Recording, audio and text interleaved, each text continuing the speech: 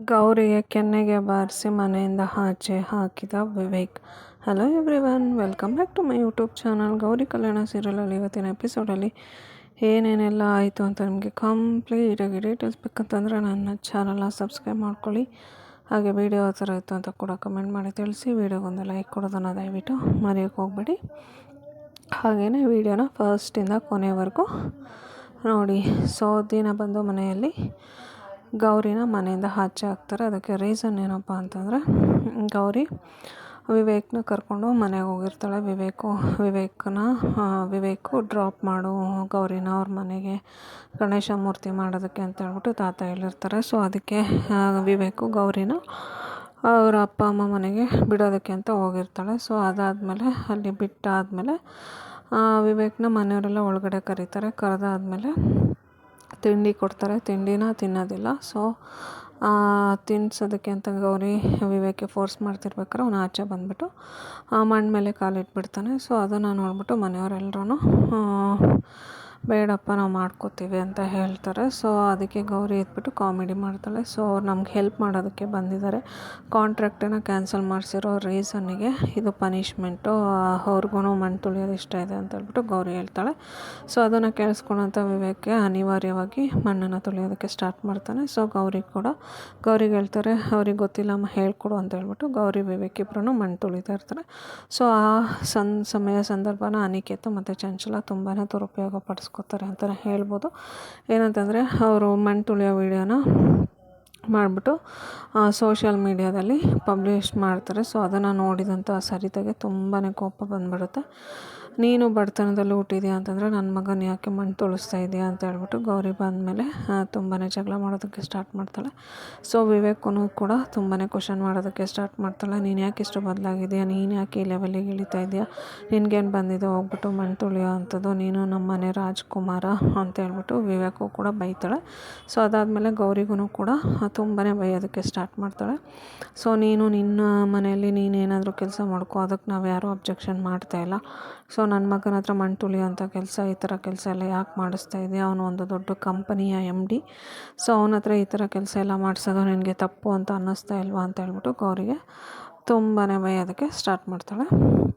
So ಅದಾದಮೇಲೆ ಮನೆಯವರೆಲ್ಲರೂ ನಿಂತ್ಕೊಂಡು ನೋಡ್ತಾ ಇರ್ತಾರೆ. ಬಟ್ ಚಂಚಲ ಮತ್ತು ಮೋನಿಕಾಗೆ ತುಂಬಾ ಖುಷಿಯಾಗುತ್ತೆ. ಸೊ ಗೌರಿ ಹೇಳ್ತಾಳೆ ಚಂಚಲಾಗೆ ನೀನು ಮತ್ತು ಅನಿಕೇತೆ ಈ ಕೆಲಸ ಮಾಡಿರೋದು ನನಗೆ ತುಂಬಾ ಚೆನ್ನಾಗೊತ್ತು.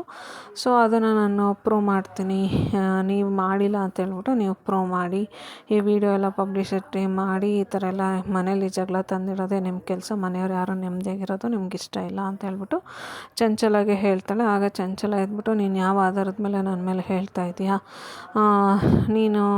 ನೀನು ಅವು ವಿವೇಕ್ನ ಕರ್ಕೊಂಡೋಗಿ ಈ ಥರ ಮಾಡಿದ್ದಕ್ಕೆ ನಾನೇನು ಮಾಡಲಿ ಅಂತ ಹೇಳ್ಬಿಟ್ಟು ಚಂಚಲನೂ ಕೂಡ ಗೌರಿ ಮೇಲೆ ಕೂಬೆ ಕೂರಿಸೋದಕ್ಕೆ ಟ್ರೈ ಮಾಡ್ತಾ ಇರ್ತಾಳೆ.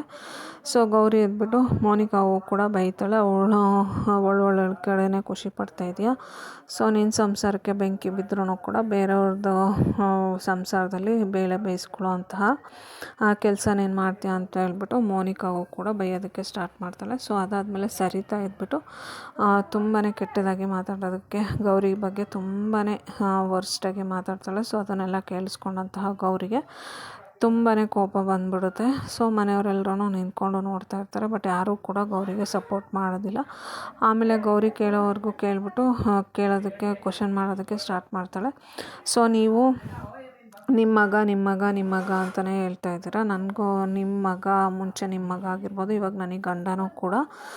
ಸೊ ನನ್ನ ಗಂಡ ಹೆಂಡತಿ ಇಬ್ಬರು ಚೆನ್ನಾಗಿರೋದು ನಿಮ್ಗೆ ಇಷ್ಟ ಇಲ್ವಾ, ಎಲ್ಲದಕ್ಕೂ ಕ್ವಶನ್ ಮಾಡ್ತೀರಾ, ಎಲ್ಲದಕ್ಕೂ ಮೂಗು ತೋರಿಸ್ಕೊಬರ್ತೀರಾ, ನೀವಂತೂ ನನ್ನನ್ನು ಸೊಸೆ ಅಂತ ಅಕ್ಸೆಪ್ಟ್ ಮಾಡ್ಕೊಂಡಿಲ್ಲ, ಅಟ್ಲೀಸ್ಟ್ ನಿಮ್ಮ ಮಗ ಆದರೂ ನನ್ನನ್ನು ಹೆಂಡತಿ ಅಂತ ಅಕ್ಸೆಪ್ಟ್ ಮಾಡ್ಕೊಳ್ಳೋದು ನಿಮ್ಗೆ ಇಷ್ಟ ಇಲ್ವಾ, ಯಾವಾಗಲೂ ಏನೇ ಅನಾಹುತ ನಡೀಲಿ, ಏನೇ ಚಿಕ್ಕದು ನಡೆದ್ರೂ ಕೂಡ ನನ್ನದೇ ತಪ್ಪು ಅಂತ ಹೇಳ್ಬಿಟ್ಟು ಮನೆಯವರೆಲ್ಲರ ಮುಂದೆ ನಿಲ್ಲಿಸ್ಕೊಂಡು ನನಗೆ ಕ್ವಶನ್ ಮಾಡ್ತಾ ಇರ್ತೀರ.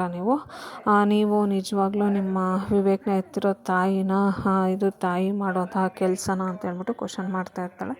ಸೊ ಅದನ್ನೆಲ್ಲ ಕೇಳಿಸ್ಕೊಂಡಂಥ ಮೋನಿಕಾ ಮತ್ತು ಚಂಚಲ ಒಳಗಡೆ ತುಂಬಾ ಖುಷಿ ಪಡ್ತಾ ಇರ್ತಾರೆ. ಗೌರಿನ ಇವತ್ತಿನೇನು ಮನೆಯಿಂದ ಆಚೆ ಹಾಕ್ತಾರೆ, ಸೊ ಇವಳು ಈ ಥರ ಎಲ್ಲ ಮಾತಾಡಿದ್ರೆ ಅವ್ರು ಸಹಿಸ್ಕೊಳ್ಳೋದಿಲ್ಲ.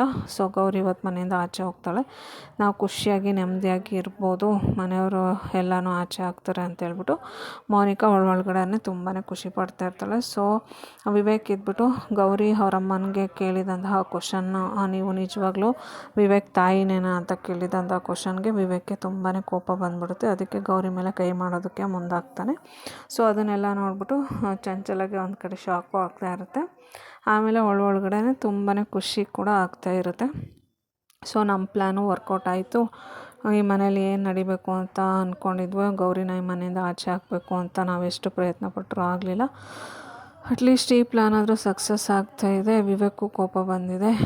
ಸೊ ನಮ್ಮ ಪ್ಲ್ಯಾನ್ ಎಲ್ಲ ಸಕ್ಸಸ್ ಆಯಿತು ಅಂತ ಹೇಳ್ಬಿಟ್ಟು ಚಂಚಲನೂ ಕೂಡ ತುಂಬಾ ಖುಷಿ ಪಡ್ತಿರ್ತಾಳೆ. ಸೊ ಅದಾದಮೇಲೆ ಗೌರಿಗೆ ಒಂದು ಏಟು ಹೊಡೆದ್ಬಿಟ್ಟು ವಿವೇಕು, ನಮ್ಮಮ್ಮಗಷ್ಟೇ ಅಲ್ಲ ನನಗೂ ಕೂಡ ನೀನು ಇಷ್ಟ ಇಲ್ಲ, ಸೊ ನೀನು ಈ ಮನೇಲಿರೋದು ನನಗಿಷ್ಟ ಇಲ್ಲ, ನೀನು ಎಲ್ಲಾದರೂ ಹೋಗಿ ಬದುಕೋ, ನಮ್ಮಮ್ಮಗೆ ನೀನು ಈ ಥರ ಎಲ್ಲ ಮಾತಾಡಿದ್ರೆ ನನಗೆ ಇದನ್ನೆಲ್ಲ ನೋಡಿಕೊಂಡು ನಾನು ಯಾಕೆ ಸುಮ್ಮನೆ ಇರಲಿ ಅಂತ ಹೇಳ್ಬಿಟ್ಟು ವಿವೇಕು ತುಂಬಾ ಕೋಪ ಮಾಡಿಕೊಂಡು ಗೌರಿನ ಕೈ ಹಿಡಿದು ದರ ಎಳ್ಕೊಂಬರ್ತಾನೆ.